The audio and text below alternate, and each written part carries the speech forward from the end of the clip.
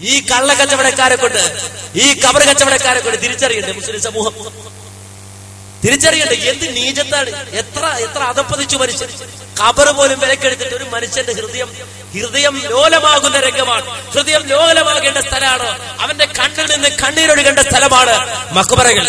ആ മക്ബറകൾക്ക് പോലും വിലപേശിയിട്ട് കച്ചവടം നടത്തിയിട്ട് ഈ സമൂഹത്തിൽ കടന്നുകയറി മുസ്ലിം സമൂഹത്തിന്റെ വിശ്വാസത്തെയും അവന്റെ ആദർശത്തെയും കൊള്ളയടിക്കുന്ന ഈ കൊള്ളക്കാർക്കെതിരെ പടപൊരുതേണ്ട സമയം അതിക്രമിച്ചിരിക്കുന്നു.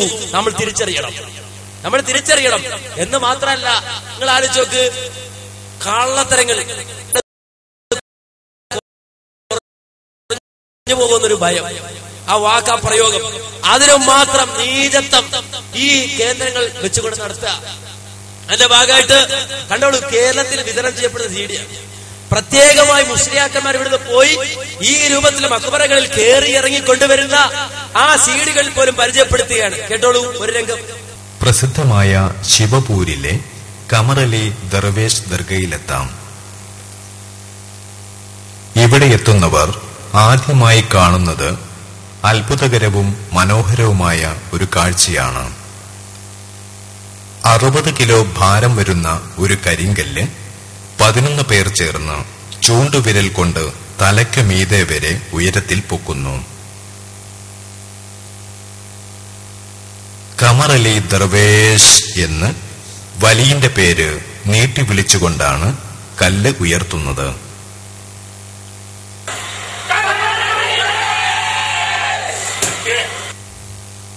എണ്ണം 11ൽ കൂടുകയോ കുറയുകയോ ചെയ്താൽ കല്ല് ഉയർത്താൻ കഴിയില്ല. വലിയന്റെ പേര് വിളിക്കാതിരുന്നാലും കല്ല് പൊങ്ങുകയില്ല. എല്ലാവരെയും ആശ്ചര്യപ്പെടുത്തുന്ന ഈ രംഗം ഇവിടെ എത്തുന്ന ആർക്കും കാണാവുന്നതാണ്. ഇന്ത്യയുടെ എല്ലാ ഭാഗങ്ങളിൽ നിന്നും ധാരാളം വിശ്വാസികൾ ഈ ദർഗയിലെത്തുന്നു. കണ്ടോ, കറാമത്തുണ്ടാക്കുകയാണ്. അപ്പൊ കറാമത്ത് എങ്ങനെ ഉണ്ടായത്? മക്ബറയുടെ മുന്നിൽ ഒരു കല്ലുണ്ട്. ആ കല്ലിന്റെ പ്രത്യേകത എന്താ? 11 പേര് പൊക്കിയാലേ പൊങ്ങുള്ളൂ. വെറുതെ പൊക്കിയാ പൊങ്ങൂല. പിന്നെ കമറലി ദർവേഷ് എന്ന് വിളിച്ചിട്ട് പൊക്കണം, എങ്കിലേ പൊങ്ങുള്ളൂ. യാദോ എന്ന് വിളിച്ചാലോ പൊങ്ങൂല, പവർ പോരാ.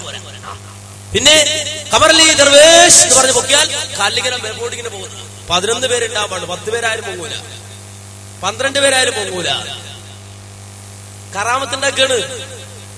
എന്നിട്ടോ അതിന്റെ സീഡി ഇറക്കിയിട്ട് പ്രത്യേകം പോസ് ചെയ്യാം. 10 പേര് പൊക്കുമ്പോൾ പൊങ്ങാതിരിക്കുന്നു, 12 പേര് പൊക്കുമ്പോഴും പൊങ്ങാതിരിക്കുന്നു. കറക്റ്റ് 11 പേര് കമറലി ദർവേഷ് എന്ന് പറഞ്ഞിട്ട് പൊക്കിയാലേ അത് പൊങ്ങുള്ളൂ. അങ്ങനെ പൊങ്ങുള്ളൂ. നമ്മൾ പറയാ ഒരു പണി നമ്മളെ ഏൽപ്പിക്കുക, നമ്മൾ പൊക്കിത്തരാം. 11 പേരൊന്നും വേണ്ട, ഒരു 6 പേരായിക്കോട്ടെ, ഒരു 7 പേരായിക്കോട്ടെ, അല്ലെങ്കിൽ 11 പേര് തന്നെ ആയിക്കോട്ടെ. 11 പേരായാലും പൊങ്ങൂല്ലോ. വിളിക്കണ കബറലി ദർവേഷ് വിളിച്ചാലേ പൊങ്ങുള്ളൂ. ഞങ്ങൾ യാദോ എന്ന് പറഞ്ഞു, അതോ എന്ന് പറഞ്ഞിട്ട് പൊക്കുമ്പോ പൊങ്ങും. അതിലും കാണിക്കേണ്ടത്. ഇനി അതല്ല, രസം എന്ന് വെച്ചാൽ അതേ സീഡി തന്നെ 10 പേര് പൊക്കുമ്പോ പൊങ്ങണില്ല എന്ന് കാണിക്കണ്ടെങ്കിൽ പൊങ്ങണില്ല. മാത്രല്ല 11 പേര് കല്ല് പൊക്കുമ്പോ പൊങ്ങുകയും ചെയ്യുന്നുണ്ട്. അപ്പൊ നോക്കാനൊരു ട്രിക്ക് എന്താണെന്ന് നേർക്ക് നേരെ തന്നെ അങ്ങനെ പരിശോധിച്ചപ്പോ എന്താ അതിന്റെ രസമുണ്ട്. 11 പേര് പൊക്കുമ്പോ നിങ്ങൾ കണ്ടോളൂ, എല്ലാവരും കൃത്യമായിട്ട് കൈ കല്ലിൽ തന്നെ കുത്തിയിട്ട് കൃത്യമായി നിങ്ങൾക്ക് കാണാം സ്ക്രീനിൽ. എല്ലാവരും ഒന്നിച്ച് 11 പേര് ഒന്നിച്ച് കല്ല് വെക്കുക. കല്ല് വെക്കുമ്പോ എല്ലാവരും ചെടിയാണ്, എല്ലാവരുടെയും കൈയുണ്ട്. കൃത്യമായിട്ട് എല്ലാവരും ആത്മാർത്ഥമായിട്ട് ഇഖ്ലാസോടുകൂടിയാണ്. മുഖ്ലിസീന ലഹുദ്ദീൻ എന്ന് പറഞ്ഞതുപോലെ ആത്മാർത്ഥമായിട്ടാണ് അവർ കല്ല് വെക്കുന്നത്. എല്ലാവരും ഒന്നിച്ച്.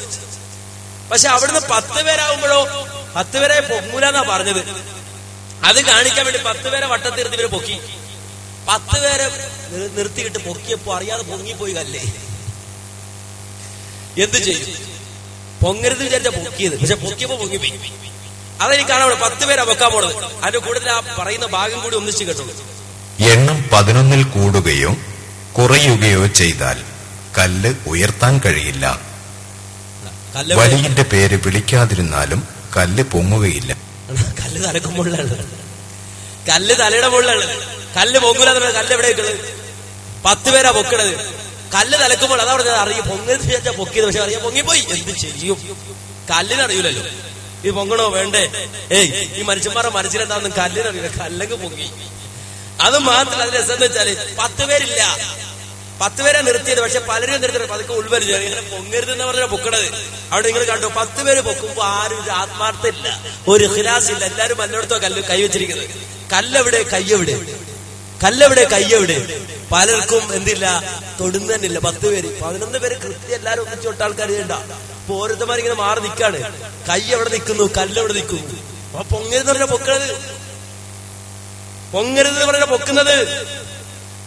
അപ്പോ കല്ല് പൊങ്ങിപ്പോയി എന്ന് മാത്രമല്ല, 10 പേര് പൊക്കിയോ പൊങ്ങൂല എന്ന് പറഞ്ഞു മാത്രം പറഞ്ഞ് 10 പേരെ നിർത്തി പൊക്കുമ്പോ പൊങ്ങിന്ന് മാത്രമല്ല 10 പേരും തൊടുന്നില്ല.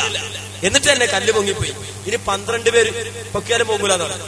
12 പേര് പൊക്കിയാലും പൊങ്ങൂലെന്നാ. പക്ഷെ അവിടെയും നിങ്ങൾ കണ്ടോളൂ, പൊക്കുമ്പോ ആളെവിടെ, പൊക്കാൻ ആള് വേണ്ട, എങ്കിലല്ലേ പൊങ്ങുള്ളൂ. 12 പേരാ പൊക്കുന്നത്. പക്ഷെ ആളുകൾ എവിടെ നിൽക്കുന്നു, കല്ലെവിടെ നിൽക്കുന്നു. നിങ്ങൾ നോക്കൂ. അപ്പോ ഈ രൂപത്തിൽ ആളുകളെ സംബന്ധിച്ചിടത്തോളം കബളിപ്പിക്കുക, ജനങ്ങളെ കബളിപ്പിക്കുക, ആളുകൾക്കിടയിൽ തെറ്റിദ്ധാരണ വരുത്തുക, ഇത്തരത്തിലുള്ള തട്ടിപ്പുകൾ കാണിക്കുക. ഇങ്ങനെ ഒരു തട്ടിപ്പ് കാണിച്ചാൽ അവിടെയും നമ്മുടെ രാഷ്ട്രീയ നേതാക്കന്മാരും മതമേലാളന്മാരും പോയിട്ട് സാധാരണക്കാരായ ആളുകൾക്കിടയിൽ അതിന് വിശ്വാസത നേടിക്കൊടുക്കുക. അതാണ് ഏറ്റവും വലിയ ദ്രോഹം.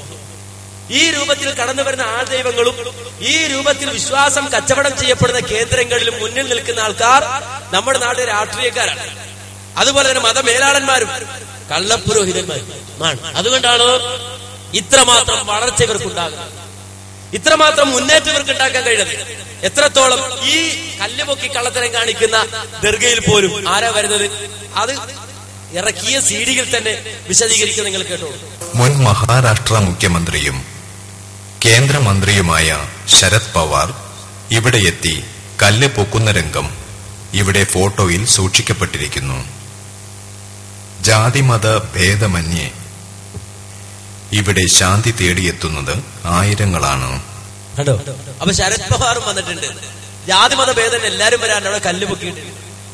ഇങ്ങനെ ഏത് തോന്നിയാസത്തിലും എല്ലാരും ഒന്നിക്കുന്നു. മാത്രമല്ല, ഈ സമൂഹത്തിലെ ഉന്നതന്മാർ അവിടെ പോയിട്ട് എല്ലാ ബുദ്ധിയും പണയം വെച്ച് നിൽക്കുക, എല്ലാ ബുദ്ധിയും അല്ലേ. അതുകൊണ്ടാണല്ലോ ഈ അടുത്ത സമയത്ത് നമുക്കറിയാം, തിരുവനന്തപുരത്ത് രോഗശാന്തി ശുശ്രൂഷ നടത്തിയ ഒരു കേന്ദ്രത്തില് അവിടുത്തെ പിന്നെ അറിയപ്പെടുന്ന ഒരു ഡോക്ടർ പോയിട്ട് അവിടെ ചെന്നിട്ട് പറഞ്ഞു കൊടുക്കുക, കണ്ടോ ഓപ്പറേഷൻ കൂടാതെ എല്ലാം സുഖമായിട്ടുണ്ട്, എല്ലാ രോഗവും മാറിയിട്ടുണ്ട്, ഡോക്ടറെ സർട്ടിഫിക്കറ്റ്, ഡോക്ടർമാരെ സർട്ടിഫിക്കറ്റ് നൽകുക. ഗവൺമെന്റ് ഹോസ്പിറ്റലിന്റെ മുന്നിൽ കൊണ്ടുപോയി പോലും ബോർഡ് വെക്കുക, രോഗശാന്തി ശുശ്രൂഷ നടക്കുന്നുണ്ട്. മെഡിക്കൽ കോളേജിന്റെ മുന്നിലെ രോഗശാന്തി ശുശ്രൂഷ നടക്കുന്നുണ്ട് എന്ന് പറഞ്ഞിട്ട് ബോർഡുകൾ സ്ഥാപിച്ചു കൊടുക്കുക. അതിനുവേണ്ടിയിട്ട് ഭരണതലങ്ങളിൽ സ്വാധീനമുണ്ടാക്കുക, രാഷ്ട്രീയക്കാരുടെ ഒത്താശ നേടിയെടുക്കുക, എല്ലാരും പോയി തലകുറിച്ചു കൊടുക്കുക അല്ലേ. അതുകൊണ്ട് ഈ ഒരു അവസ്ഥക്ക് മാറ്റം വരണം. എവിടെ പോയി മനുഷ്യന്റെ ബുദ്ധി, എവിടെ പോയി മനുഷ്യന്റെ ചിന്ത? റബ്ബ് സുബ്ഹാനഹു വ തആല എല്ലാം നൽകിയിട്ട്, എല്ലാവിധ അനുഗ്രഹങ്ങളും നൽകിയിട്ട്, ബുദ്ധിയും വിവേകവും നൽകിയിട്ട്, അവന്റെ വിശ്വാസത്തിൽ മാത്രം മനുഷ്യൻ എന്തുകൊണ്ട് ബുദ്ധിയില്ലാതെ പോകുന്നു? വിശ്വാസരാഹിത്യങ്ങൾ മനുഷ്യർക്കിടയിൽ ശക്തമായി വളർന്നു വരികയാണ്. മനുഷ്യന് ബുദ്ധിയില്ല. തുണി ഉടുക്കാത്ത മനുഷ്യന്റെ മുന്നിൽ പോയി കൂപ്പുകൈയോടുകൂടി നിൽക്കുന്ന മനുഷ്യൻ, തുണി ഉടുക്കാത്ത കള്ളദൈവം. നിങ്ങളൊന്ന് ആലോചിക്കുക, എത്ര ബീവത്സമാണ് ഈ കാഴ്ച, ഇത് വൃത്തികേടായി കാണിക്കുന്നത്. എവിടെ പോയി മനുഷ്യന്റെ ബുദ്ധി? തുണി കൊടുക്കാത്തവന്റെ മുന്നിൽ പോയി തൊഴുകയോടുകൂടി നിൽക്കുന്നവൻ. ആണും പെണ്ണും വ്യത്യാസമില്ല, ഒരു സദാചാര ബോധം. ഏത് മൃഗാണിത്? വസ്ത്രം ധരിക്കാത്തവന്റെ മുന്നിൽ പോയി തൊഴുന്നു. എവിടെ പോയി മനുഷ്യന്റെ ബുദ്ധി? മരക്കഷ്ണങ്ങൾക്ക് മുന്നിൽ, കല്ലുകൾക്ക് മുന്നിൽ നമിക്കുന്നവൻ. എവിടെ പോയി മനുഷ്യന്റെ ബുദ്ധി? ആലോചിക്കണ്ടേ, ചിന്തിക്കണ്ടേ? ഈ രൂപത്തിലുള്ള വിശ്വാസരാഹിത്യങ്ങൾ മനുഷ്യരിലേക്ക് കടന്നു വരുന്നു. എവിടെ മനുഷ്യന് ബുദ്ധിയില്ലാതാകുന്നു, ഇവിടെ മനുഷ്യന് ചിന്തയില്ലാതാകുന്നു, ഇവിടെ മനുഷ്യന് യാതൊരുവിധ യോഗ്യതയും ഇല്ലാതാകുന്നു. വലഖദ് കറംനാ ബനി ആദം വഹമൽനാഹും ഫിൽ ബർരി വൽ ബഹർ വറസഖ്നാഹും മിനത് ത്വയ്യിബാത് വഫളൽനാ അലാ കതീരിൻ മിമ്മൻ ഖലഖനാ തഫ്ദീലാ എന്നുള്ള പറഞ്ഞ ആ മനുഷ്യൻ അതേ മൃഗങ്ങളെക്കാൾ അതപ്പതിച്ച അവസ്ഥയിലേക്ക് ജീവിത നിലവാരം താഴ്ന്നു പോകുന്നു. എല്ലാ നിലക്കും അവൻ അധപ്പതനത്തിലായി പോകുന്നു. എങ്കിൽ മാന്യ സഹോദരങ്ങളെ ചിന്തിക്ക്, മനുഷ്യന് ബുദ്ധി വേണ്ട ഈ രംഗത്ത്, മനുഷ്യന് ചിന്ത വേണ്ട ഈ രംഗത്ത്, മനുഷ്യൻ ആലോചിക്കേണ്ട